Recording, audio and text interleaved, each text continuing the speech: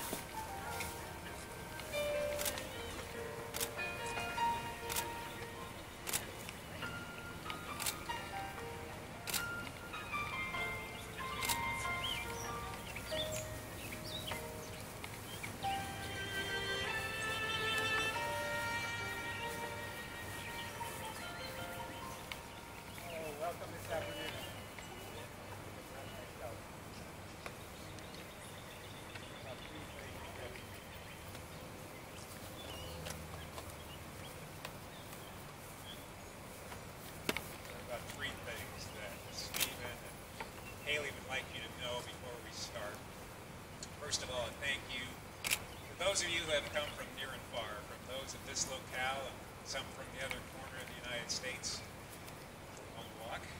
Thank you for coming. Second is they want you to have a good time.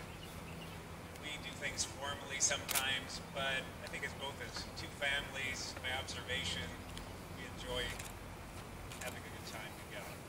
We want you to do that as well. The third thing they want you to know is the wedding today is focused on Christ. That's who they serve, and they want you to be aware of. Let's pray for a second.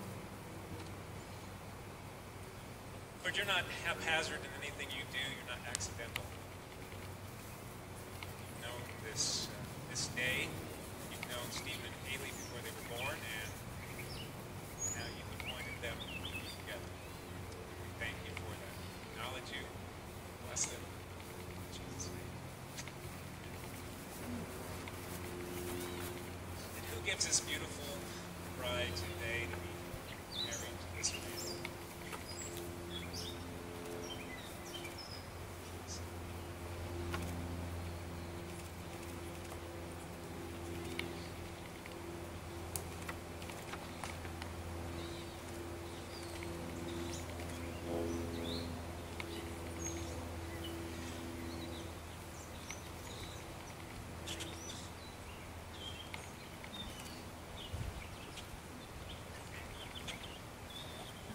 Here we are.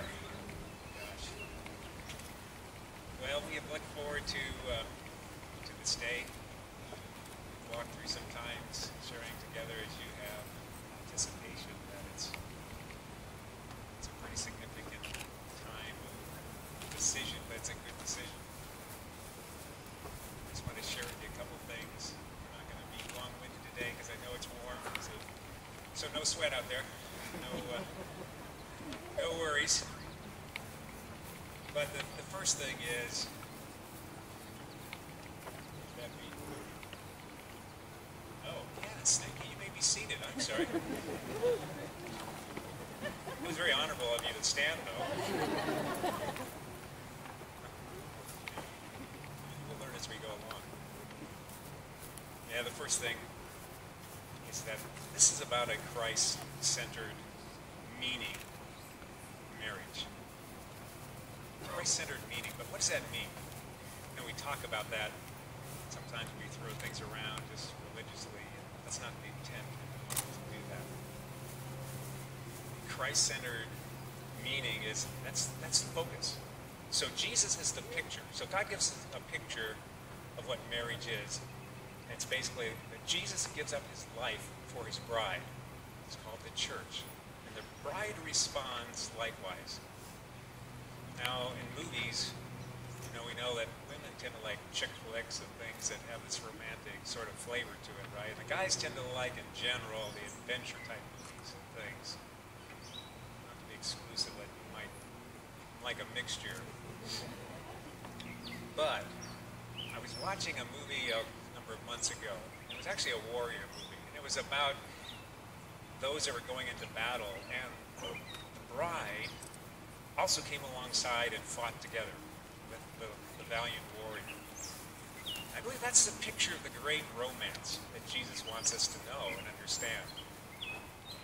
But most of the time, it's very easy to fall short of that. And yet, living in the generation of the Lord's return, as he comes back for a bride that is going to be one that will be valiant, I want you to consider today that you join together that picture together. So there's three quick things to help you get in that direction. And the first is unity. Unity is the greatest capacity. When people are in unity, they're able to do more together than one person. The story in the Bible talked about they built the tower. God said if they are as one person, one mindset together, nothing would be impossible. The only problem was, in that case, their motives were wrong. So it had to be destroyed. But in place of unity, it's very powerful. The second is selflessness. Selflessness is the greatest component. When we we are self-focused, we don't get very far in marriage. And a lot of marriages fall apart because they tend to be focused on one. So you can hold on to that piece as well. Put aside the place of self and consider it more a place of service. That's the place that Jesus is an example to you. The third is this. Have fun. And you actually asked me to share that because you want to have fun. So fun is the greater freedom. A lot of times we find ourselves in relationships and they feel like they're in bondage, right? And we can't have fun. Why? Because we haven't entered into the place of the greater freedom that Jesus provides to break those places of bondage and keep us into that place. Having greater, or help us stay in that place of having a greater joy. Unity, selflessness, and fun, or joy. How would you want to look at that? Today, Stephen and Hayley have some things they'd like to share with one another.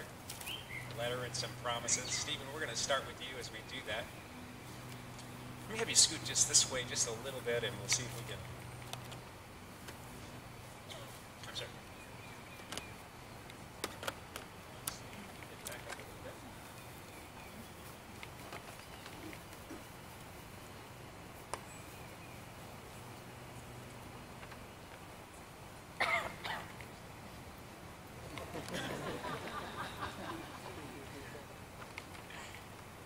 Doing good. All right. Steve, your letter of promise.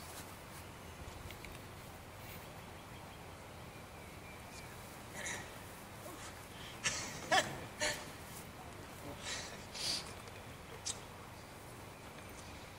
can't believe we're actually here today. Never could imagine this day.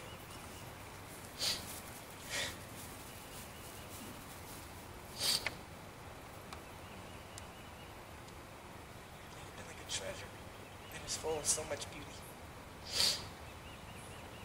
I've come to appreciate these treasures and how God reveals them one by one. You steward them.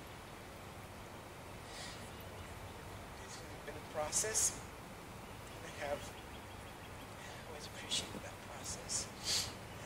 Just commit to myself sometimes. It's okay. I'm learning.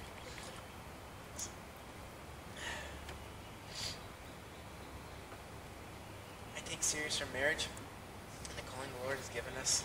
I don't understand it all the time, but I am excited to discover it with you. I'm excited. From a place of weakness, the Lord will be our strength. From a place of submission to Christ, He will guide us every step.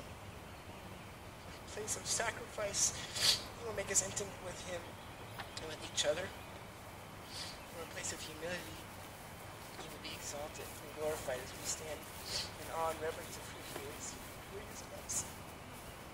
From a place of rest, we will know His presence and His peace. We will also conquer and destroy through and in Christ Jesus every scheme of the enemy. Haley, I promise to always walk with you alongside of you no matter how hard it may be. I promise to lead you as the Holy Spirit is your guide. I promise to teach you the Word of God. I promise to wash you in the Word of God. I promise to always cherish you as my helper and my companion. I promise to be quick to listen, slow to speak, and slow to anger. I promise to never compromise no matter what the cost may be in the calling of our marriage, your calling, and our children's callings. I promise to disciple our children and our family. I promise to clean up the toilet. I will do the dishes. I promise. And I will always be faithful to you, in Jesus Christ.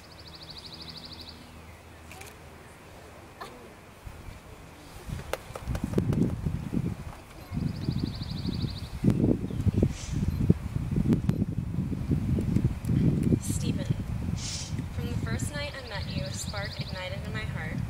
It was nothing like I'd experienced before. It was full-flamed and it burned brightly with expectation.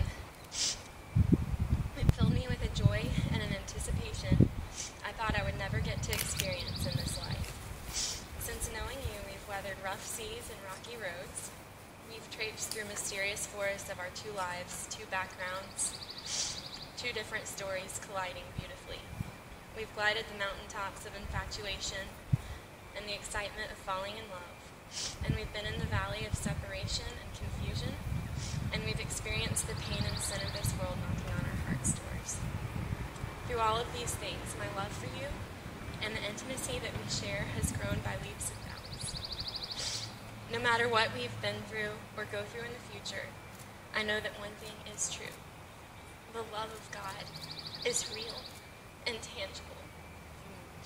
And I've experienced it in so many new ways since I've met you.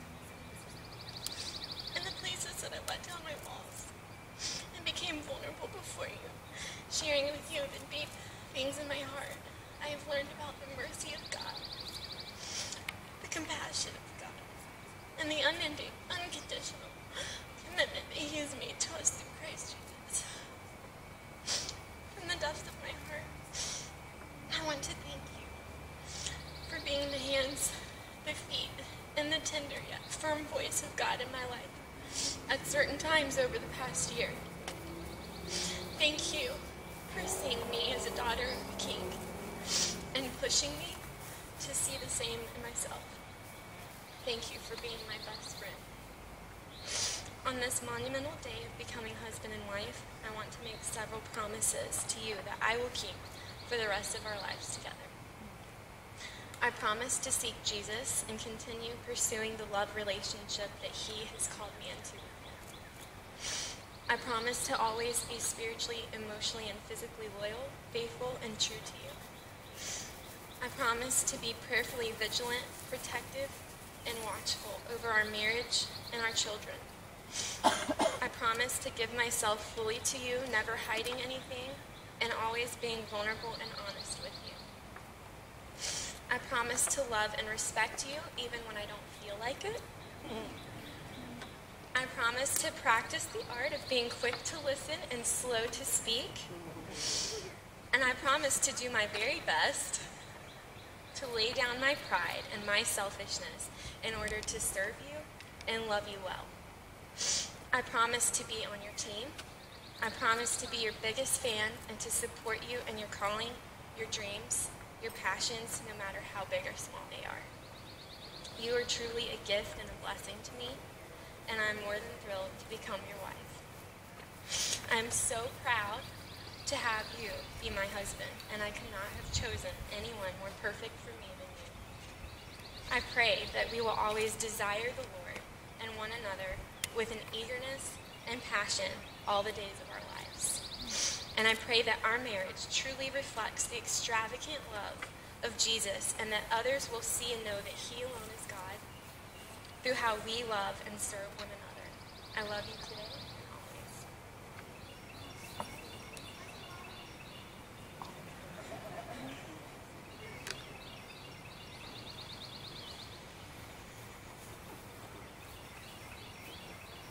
Stephen, repeat after me.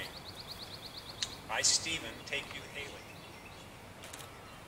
to be my wedded wife, to have and to hold from this day forward, for better or worse, for richer for poorer, in sickness and in health, to love and to cherish, till death do us part. I promise myself to you and to Christ. I, Hayley,